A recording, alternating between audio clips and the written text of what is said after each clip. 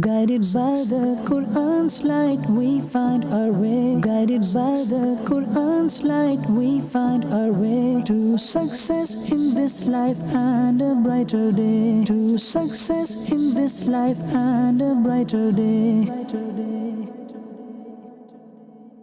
Alhamdulillah Rabbil Alameen wassalatu wassalamu ala ashrafil anbiya'i wal mursaleen amma ba'd fa'udhu billahi minash shaitanir rajim bismillahir rahmanir rahim as-salatu wassalamu alayka ya Rasulallah wa ala alika wa ashabika ya Habiballah as-salatu wassalamu alayka ya Nabiyallah wa ala alika wa ashabika ya Nurallah. Welcome dear viewers to another episode of our program Success in the Holy Quran, and continuing off from our last episode, we'll be speaking about the importance of our character, our conduct and our behavior in times of difficulty, how we should show patience, and in this episode we'll cover how we should forgive people and overlook anything that they have done so that we can avoid stressing, worrying, overthinking about problems in our lives. First of all, let's listen to an excellence of reciting Durood Sharif. Our beloved Prophet sallallahu alaihi wasallam said that the one who recites Durood Sharif upon me once, Allah subhanahu wa ta'ala sends 10 mercies upon him. Sallu ala al-Habib sallallahu ta'ala ala Muhammad sallallahu alayhi wa sallam. Now, difficulties do occur in our lives, stresses do occur, worries do occur, but we can minimize the effects of those stressful situations. We can ensure that the effect of that stress is not long-lasting, that we're not affected by it too much. That's within our control, how we think, how we face something, how we tackle something. And everyone's different in this regard. Some people, they have so much mental toughness, and mental toughness can be worked upon, improved and developed. And nowadays there are so many studies to prove this.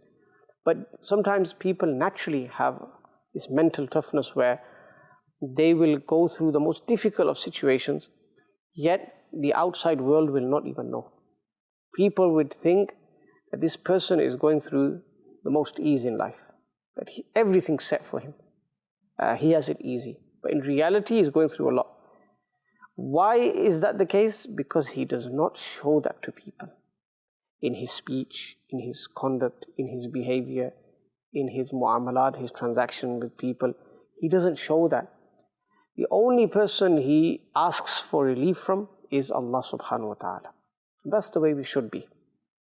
Whereas on the other hand, there are some people who perhaps they don't have that same level of mental toughness, that willpower, that determination. And as a result, even when small difficulties enter their life, they magnify those difficulties. And again, that could be due to various reasons. One is simply because they think that it's a bigger calamity than it is. And two, they may have external influences or people around them who are giving them the wrong advice. And that person is leading to the grief-stricken person magnifying a problem. So that person will say, if I was you, I wouldn't let that go. If I was you, I would deal with that person. How dare they do that? They had the audacity to say this about you or do this regarding that particular situation. If I was you, I wouldn't let them off lightly. That's a massive thing that they've done. That's so daring. That's audacious. So the wrong people are advising a person, and before you know it, this person thinks, oh, that's it. It's the end of the world. How did that person do this with me? And the examples are daily examples even. Examples that I'm about to give, they are examples that occur in our daily lives, with our loved ones, with our work colleagues, with our acquaintances, people we meet outside. For example, in the home, if a person finds that their child is not listening to what they say, a young child, then obviously you try and advise them again. You use a different way. You try to make them understand the error of their ways. But if they don't listen, what are you going to do? You're going to shout at them at the top of your lungs? Or you're going to rebuke them until they begin to cry? When people do this, unfortunately, this is not the way to deal with such problems in our lives. You do dua to Allah subhanahu wa ta'ala, Ya Allah, make my children pious, make them understanding, make them mature. But you also leave room for mishaps. That you know certain things will happen. So a child may very well end up breaking a glass, or a utensil, or an ornament even, or something might happen. You overlook that fault. Why? Because they're children. They didn't do it deliberately, it was a mistake. Adults make mistakes, kids are kids. So we need to be tolerant even within our own homes. If we react aggressively in a way that displeases others, then there'll be a war zone at home. Imagine if a parent says something to their adult child or a teenage child. He's going through hormonal changes. He's in the phase of his life where he doesn't want anyone speaking to him like that or her like that. So instead of resolving the matter, the parents are shouting at the child begins to shout back. And the parent becomes even more angry. That number one, you've caused this, and secondly, you're speaking back to me. And then before you know it, things have escalated. It's a full-on battle at home. Allahu Akbar. This will not lead to a pleasant environment at home. So it's good to have boundaries. It's good to mention to people that certain things will incur the anger of another person. But even if it does happen, worst case scenario, that does not mean that we have a license to lash out, to abuse anyone or anything of the sort. This is not the teachings of Islam. Sayyidina Anas bin Malik radiallahu ta'ala, he spent 10 years in the service of the Prophet sallallahu alaihi wasallam. He was very young when he initially was blessed to be in the company of the Prophet sallallahu alaihi wasallam. And he says that in that 10-year period, the Prophet sallallahu alaihi wasallam never said uff to me once. فَمَا قَالَ لِي uff. وَلِمَا صَنَعْتَ. Why did you do so and so thing? وَلَا أَلَّا صَنَعْتَ. Why did you not do so and so thing? Allahu Akbar. 10 years, that's not a small amount of time. Someone could spend 10 minutes with us and he leaves with a bad experience. Spend 1 hour with us, a day with us, and they're scarred for life. Allahu Akbar, they're traumatized. That's our level today. And look at the Prophet sallallahu alaihi wasallam. 10 years someone has spent in his company and the person was never rebuked. This is the prophetic character, the prophetic way that we need to adopt in our life. Similarly, we are human beings, we interact with people. When we interact with siblings, family members, relatives, again, we have to be mindful of the fact that Shaitan, the accursed, he does not want us to get along with our family members. Islam places great emphasis on silatul rahim, maintaining, joining and mending familial ties. Shaitan doesn't want that. Shaitan wants us to sever ties, to cut ties, to fall out. You may visit your family members on the occasion of Eid or any other function, and before you know it, Shaitan has placed in your mind that so-and-so doesn't like me. He looked at me like this, or she looked at me like this. They made this comment. Why did they have to make that comment? They spoke like this regarding my child. They did this, they did that. Allahu Akbar Kabira. Before you know it, the matter was small. It's been blown out of proportion. It's been magnified. And now people have severed ties for life. But no, that person disrespected me. I hate people like that. I don't like people like that. We're better off being away from people like that. Whereas this is a relation that Islam has told you to maintain because it's a family member, it's a relative. But Shaitan will do what he has to do. And we succumb to the tricks of Shaitan. We fall prey to them. But what does the Quran teach us? The Quran tells us, خُذِ الْعَفْوَ وَأْمُرْ بِالْعُرْفِ وَأَعْرِضْ عَنِ الْجَاهِلِينَ. The Al-Quran Al-Kareem, the divine speech of Allah subhanahu wa ta'ala, we're told to forgive others. And this particular verse of the Quran, it was directed to the Prophet sallallahu alaihi wasallam, that, O Prophet alayhi salam, خُذِ الْعَفْوَ, adopt forgiveness. وَأْمُرْ بِالْعُرْفِ, command goodness. وَأَعْرِضْ عَنِ الْجَاهِلِينَ, and turn away from the ignorant ones. Now here, one thing that needs to be clarified is that when mentioning these verses and the context we are mentioning them in, we're not for 1 minute saying that if you're being oppressed, if you're being wronged, then you don't speak up. You don't fight for your right. That's a different matter. That's a different discussion. If someone is genuinely being oppressed, dhulm is being committed, we know that dhulm will be darkness on the Day of Judgment. We know the hadith that if someone can help the oppressed but doesn't, then that person will also bear the burden of sin, because he is in a position to remove that oppression but chooses not to. Then dhulm is something else. Dhulm is something that you are allowed to speak upon. Dhulm is something that you are allowed to take forward and fight for your right. We're talking about those scenarios, those situations where something can be avoided, and it's only become an issue because we've made it an issue.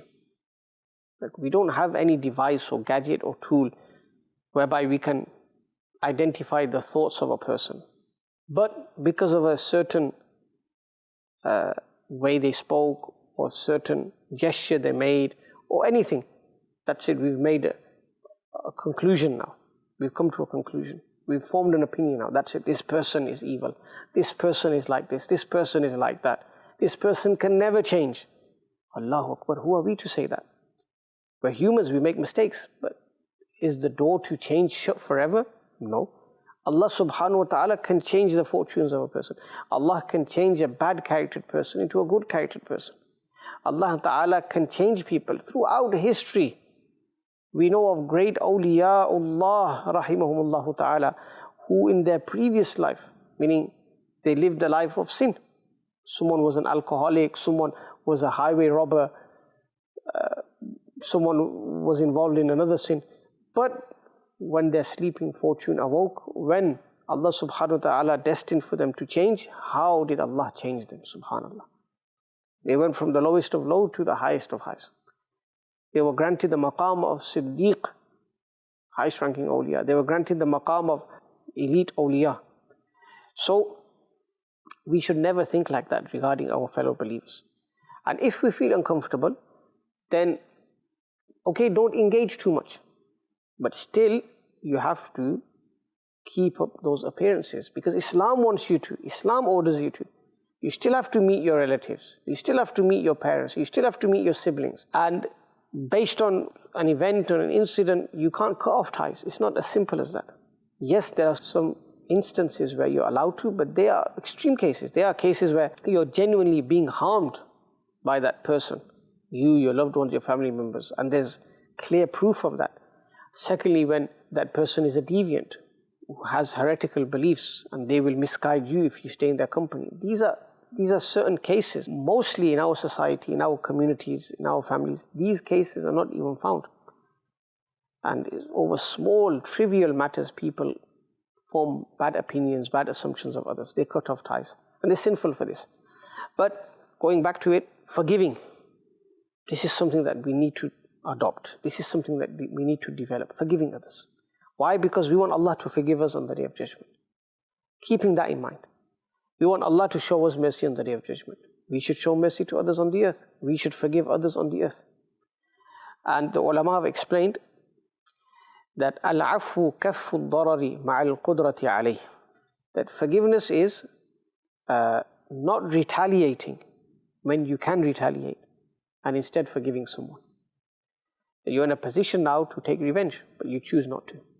And instead you choose to forgive them.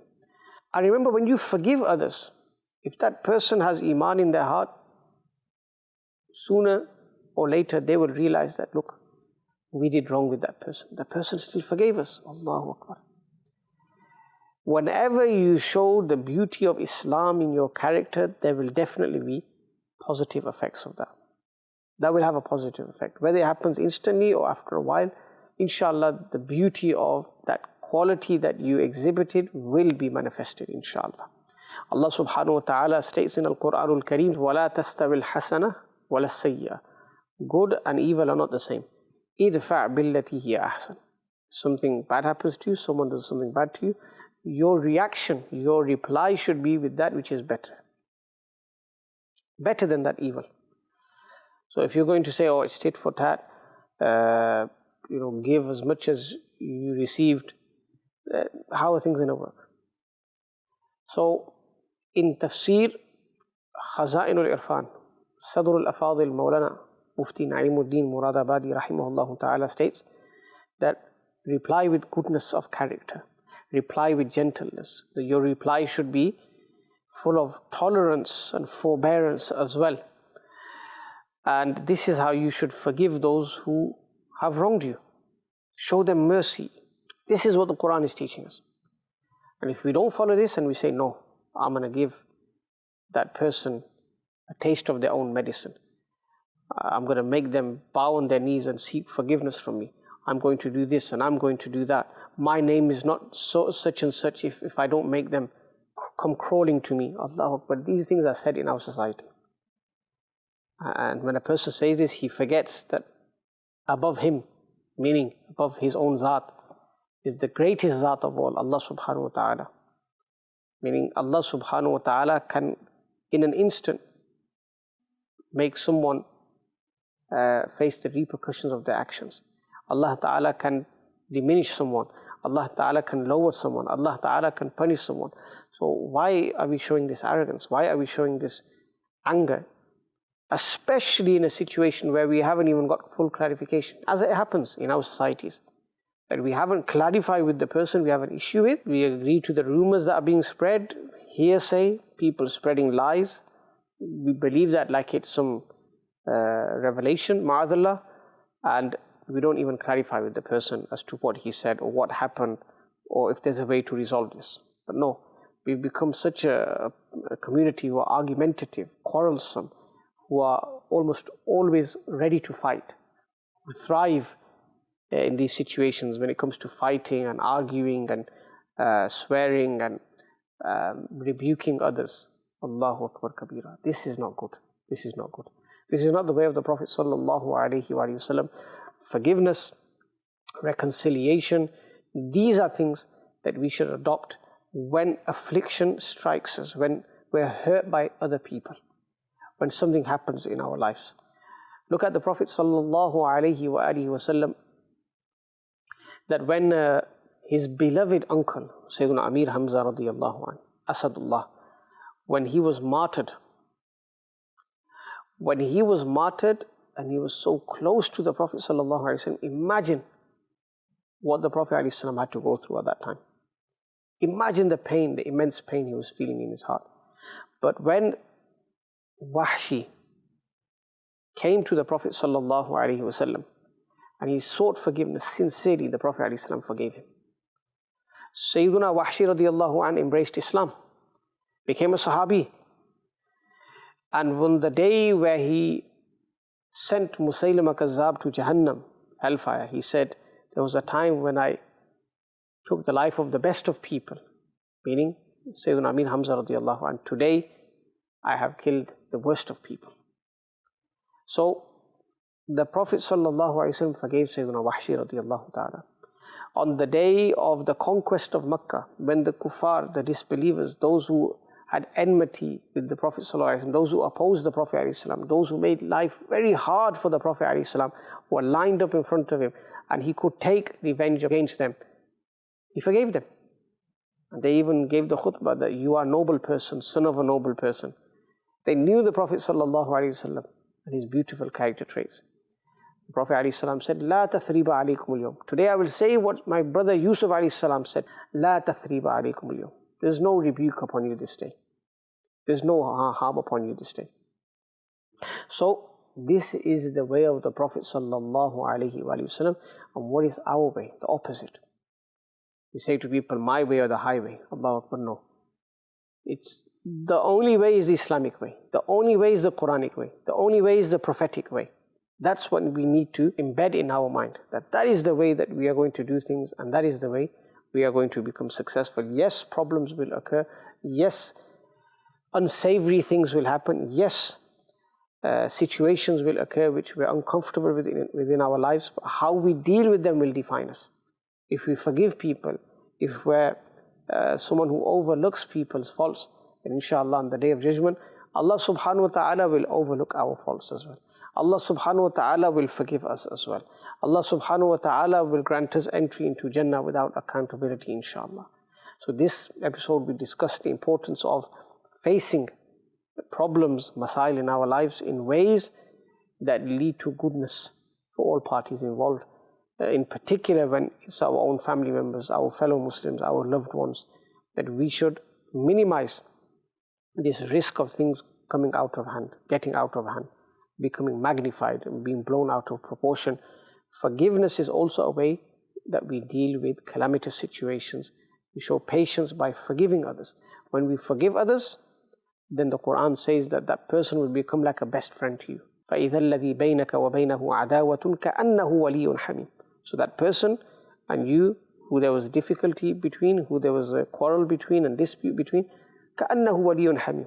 That person will be like a very close friend to you. This is what the Quran is telling us. So there is khair in following the advice of the Quran. If you follow our own whims and desires, our own nafs, our own ego, nafs ammara and the shaitan with us, then we will surely face destruction. May Allah subhanahu wa ta'ala grant us tawfiq to implement the prophetic way in our lives. Ameen bi jahi nabi ameen sallallahu alayhi wa alihi wa sallam. Guided by the Quran's light, we find our way. Guided by the Quran's light, we find our way to success in this life and a brighter day. To success in this life and a brighter day.